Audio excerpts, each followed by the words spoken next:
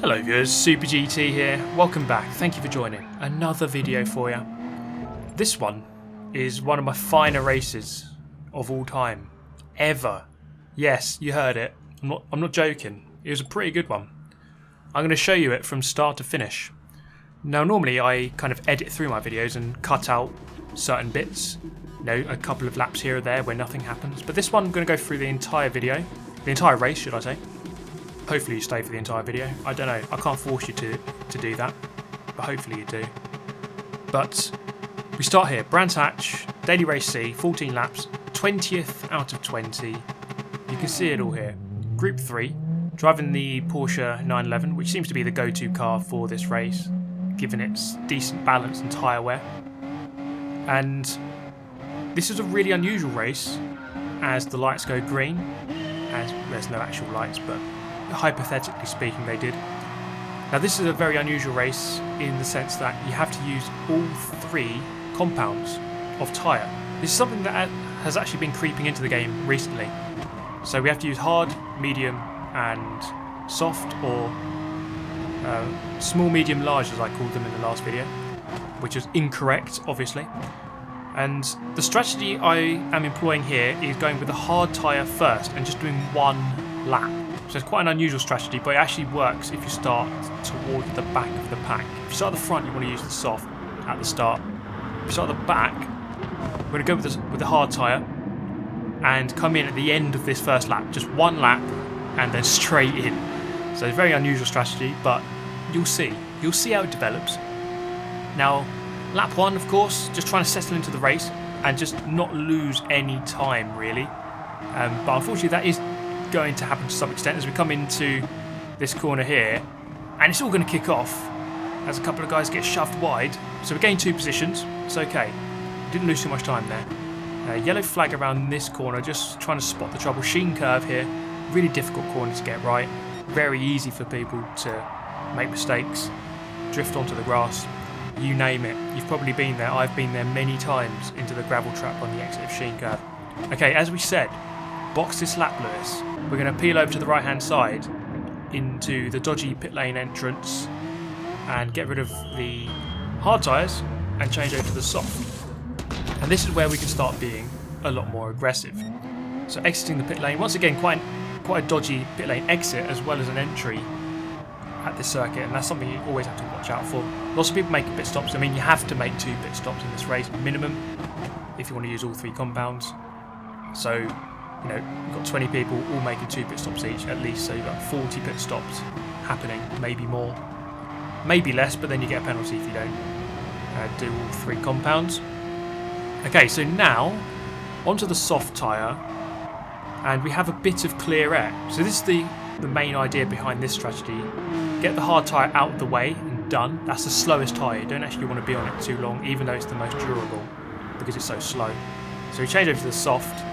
And now this is where we go the quickest possibly in the race, because we have the best tyre on. And we have a bit of clear air. We do have a car just ahead by 1.2 seconds-ish, and a couple of cars just around the corner. But for the most part, we can start gaining on those who are in the mid-pack, who are fighting a lot more, who are on 1 lap more worn tyres.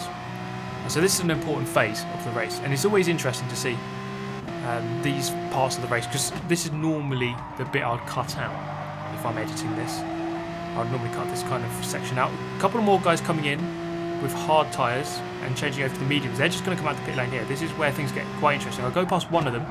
Another one here ends up getting punted by the Jaguar just in front there. You know, not my problem. I'm going to take advantage of that. Looking up the inside, although to be honest, I didn't really want to go up the inside there, as it seemed to kind of present itself. Put my nose up the inside and stay behind for now. And then coming through the left-hander of Graham Hill up towards 30s, turn number 4, got the inside line. We're going to get the move done here and move up into 16th. You can see there we've just gone past 3 cars, and that's courtesy already of the strategy, just already working and making good ground. So now looking ahead, it's probably, what's that, about a 2-second gap? Yeah, about 2 seconds to the car ahead. And now we can just, again, push, really get that gap down. Not between myself and these guys necessarily, but, well, yeah, between these guys, but between everyone else in the race. This is the beauty of races which come down to strategy. You know, right now, of course I'm racing the people who are immediately around me, but I'm also racing the people who are, you know, 5 or 6 seconds around the corner, because once they do their pit stop then it's going to be very close between us. Okay, so end of lap number 2, moved up into 16th place, moving away from those guys behind. Here in the Porsche 911, up towards turn 1, difficult corner, braking on the second board, being patient on the power, clip the curb, and then you can use a bit of the green on the exit. There we go. Look for that orange barrier on the left. That settles you in nicely to Druids at the top of the hill, the hairpin, and then using the curb again. Down here, this left-hander, you can use tons of grass. Entry, apex, and exit. Look at that. Actually, no, not on the entry, on the apex and on the exit for sure. As we sweep then into the left-hander of Surtees onto the back straight. Really important corner that leads onto the longest straight on the track, and I'm in the slipstream range of the cars ahead now, which is good. So I'm going to start gaining a little bit quicker. Now the important thing here is around about lap 6 or 7. That's when the guys who are on soft and medium tyres are going to start coming in for their first stop. So of course those of us who went on to hards at the start have already done our stops, so we've already done 1. So a lot of these guys won't have done their first stop yet. So although we're only 16th, lots of progress to be made yet. Don't give up on me just yet. Don't give up on me just yet. There's still plenty of time to go here. The Spaniard peels to the right in the Renault, and he goes for a very early pit stop from soft tyres. That Renault is not the best car for tyre wear. Up the inside here, now this guy did give me an indicator flash going down that straight to indicate something, and it looked like he didn't fight me at all. So that's good. No time lost really against that French player there, so thank you very much for that. But yeah, the Renault RS01, really good for qualifying, but qualifying obviously is different than the race. Qualifying, you've got basically 0 fuel and perfect tyres. In the race you don't have that at all, so it's a very different monster to tame in the race. As we move up into 13, now behind the Italian again in the Porsche, pretty much half the pack is in the Porsche. Easiest car to drive, best on its tyres, or very good on tyres. As we come up the hill, fast sweeping right-hander of Hawthorne, and he gets a really poor exit. I'm going to be quite aggressive here and go for the move and get it done. Nice. Now let me tell you, I did about 3 or 4 races before this one, and not many of them really went to plan. The one before this went alright, but some of the ones before that didn't. So it took me quite a while to really get my senses and my bearings completely together, but here we are finally getting the job done quite well. And this is the fun part of the race, just trying to attack, trying to get through the pack as quickly as possible, into the slipstream, down the main straight, up towards Paddock Hill Bend. Are we going to get the move done here? Yes we are, late on the brakes, up the inside. And it's a move well done. There's always a chance that you can get overtaken on the way back up the hill into Druids, so I cover him off as I did go slightly wide into the gravel. But we now move up into 11th with a top 10 very close. We're also coming up to our second pit stop, and all of these guys are coming up to their first pit stop, so this is actually materialising quite well. The leader is way ahead, Adam Tompkins, really fast driver, so it would be really difficult to get anywhere near him. You know, even if I was starting in front of him, it would be hard to beat him. Okay, so big rig here, going defensive. I'm going to try to make him go narrow so I can get a better exit, kind of like what I did in the last lap. It's going to happen, get the extra momentum, and then up the inside we go and get the job done. Into 10th, we're in the top half of the pack. So good progress being made. We're pretty much halfway into the race, or nearly now. As we're circulating quite nicely, no real drama to report of. No penalties, because let me tell you, well, I mean, you probably know if you play the game, the penalties right now, pretty shocking. And there's lots of examples where you get overtaken and then you get a penalty. And that obviously makes 0 sense. Well, basically 2 people make contact, 1 person goes through, and the one who got overtaken gets the penalty. I mean, I can't quite fathom how that is even a thing, but it is, and it's annoying. But there you go, trying to avoid that basically. As we come down the hill into the left-hander once again, the car feeling alright. I mean, we are on our 6th lap on these tyres. We've got the fastest lap on lap 4, fastest lap in the race.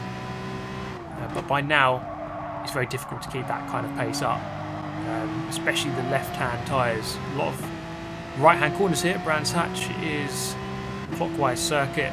Lots of long right-handers, especially from here. It's pretty much right-handers all the way home until there's only one more left-hand on the track. But lots of rights.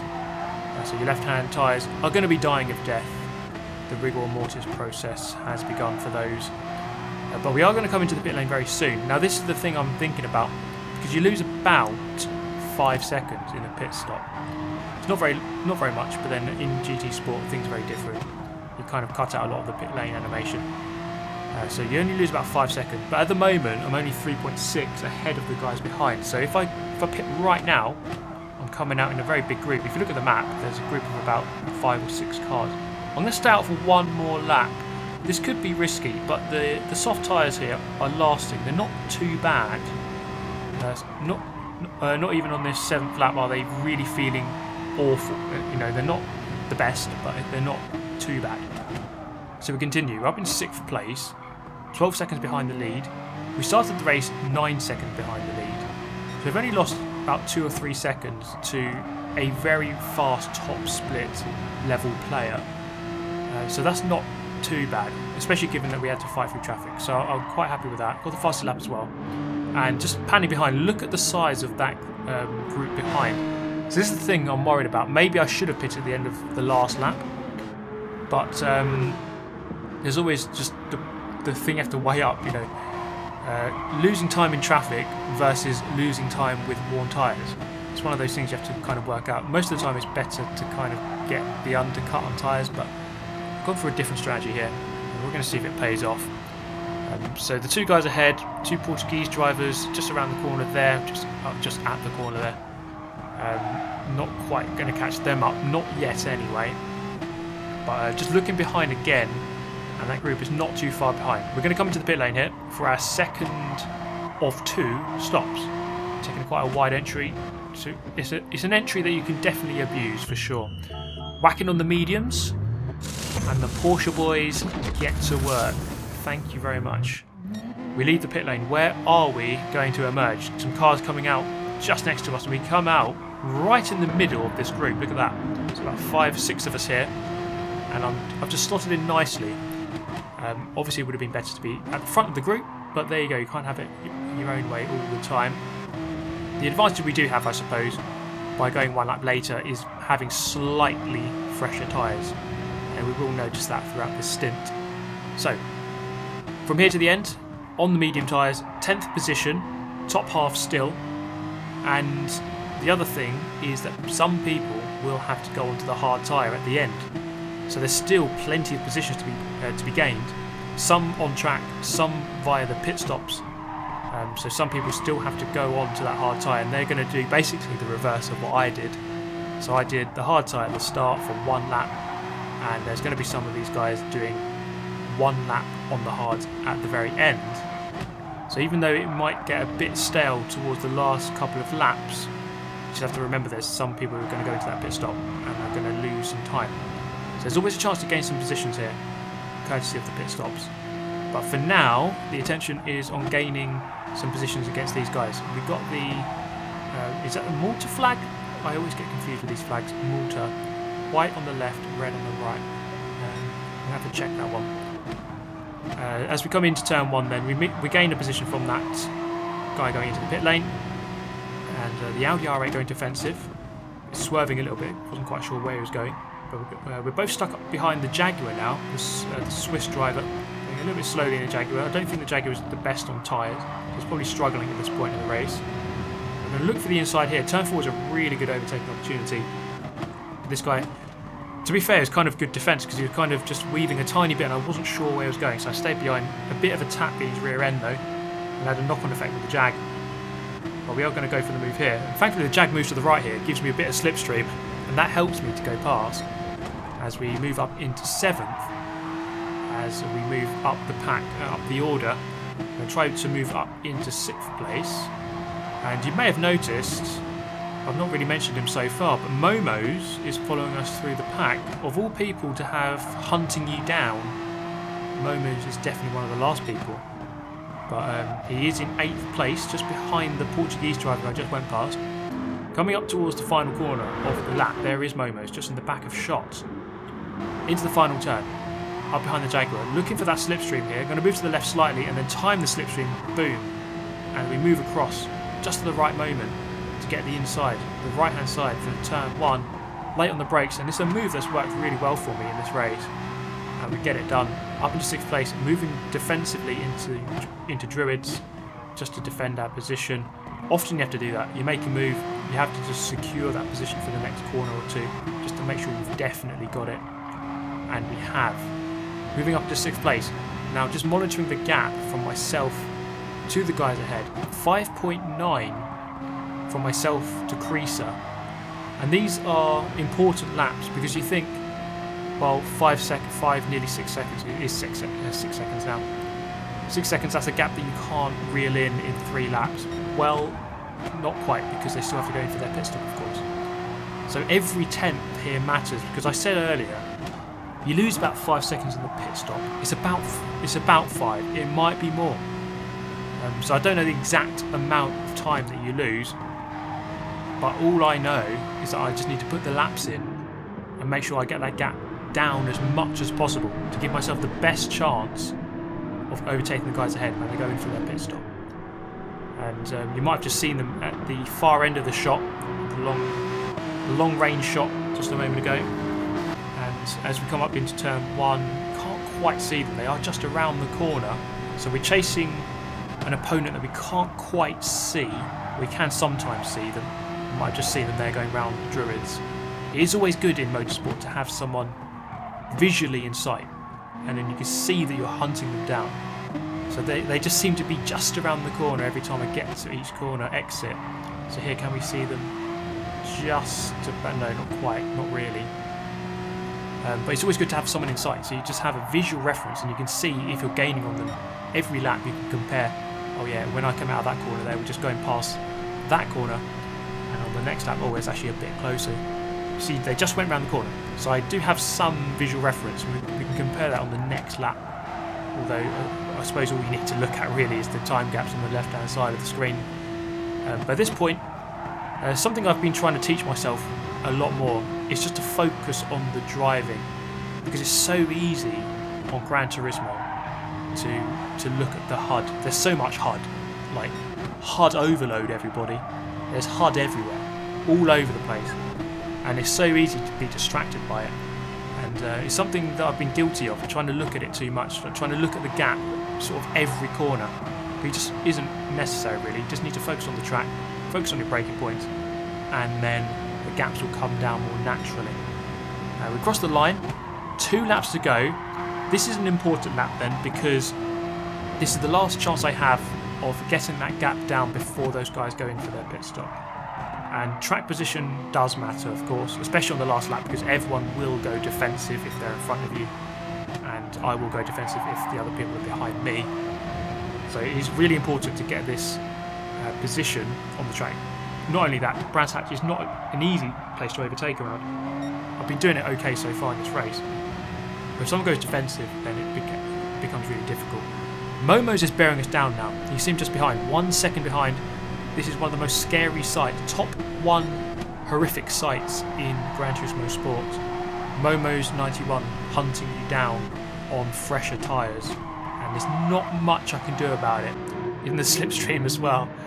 So the only thing that can really stop me from getting 6th is this this Frenchman just behind. Although we are about to see the pit stops of the guys ahead, we're going to skip ahead here to Creaser. Here he is in the Renault. Max Power isn't pitting, he's already done his strategy. But 2 guys here going in, and this is where we can gain our positions. So let's see how this develops. Actually 3 people ahead going in. As we come up towards turn 1, it's going to be close. There I go, just past. And as we come into turn 1, there's contact with the Portuguese driver in the Atenza as he just exits the pit lane. Creaser's going to take advantage of that, but thankfully, and just about by the tiniest of margins, going to move up into 4th place. This is absolutely mega. The tiniest differences here mattered. So you know, if I was let's say even 0.3 of a second slow on one of those laps, I would have come out just behind. It would have been a different story. Momo's coming through here. Now look at this for a stupid penalty of the day. Creaser here going to get handed a 2-second penalty for being overtaken. It wasn't too bad of a pass, a tiny bit of contact. But Momoz must have this special effect where he can give people penalties. Very strange. So Creaser getting a 2-second penalty. It's all gone downhill for him. But we have half a lap to defend this. I was going to say a lead. It's not a lead. It's a lead for 4th place, if you want to put it that way. And my God, how close was that? It was side on side with myself and that Portuguese guy as he came out of the pit lane. It could not have been any closer, really. And then Creaser in severe pain as he serves his 2-second penalty. I can hear his screams from here. But here we go. Over the line, we are going to come in 4th place, 20th to 4th. Just in front of Momoz. He didn't have any more laps to try to get the move done. But my God, what a race. One of my favourite races for a long time. Fighting through from 20th up to 4th. Everything went right. I didn't get any penalties. I didn't barge anyone off. I didn't get barged off myself. So I'm really happy with that one. And I hope that you enjoyed the video as much as I enjoyed recording it for you. So as always, thank you so much for watching. If you did enjoy, do leave a like and maybe consider subscribing if you're new to the channel. Thanks for making it this far into the video. And yeah, give us a follow on Twitter and Instagram if you're on there. But that is all for me. Take care everyone, have a nice day, and I'll see you next time. Goodbye.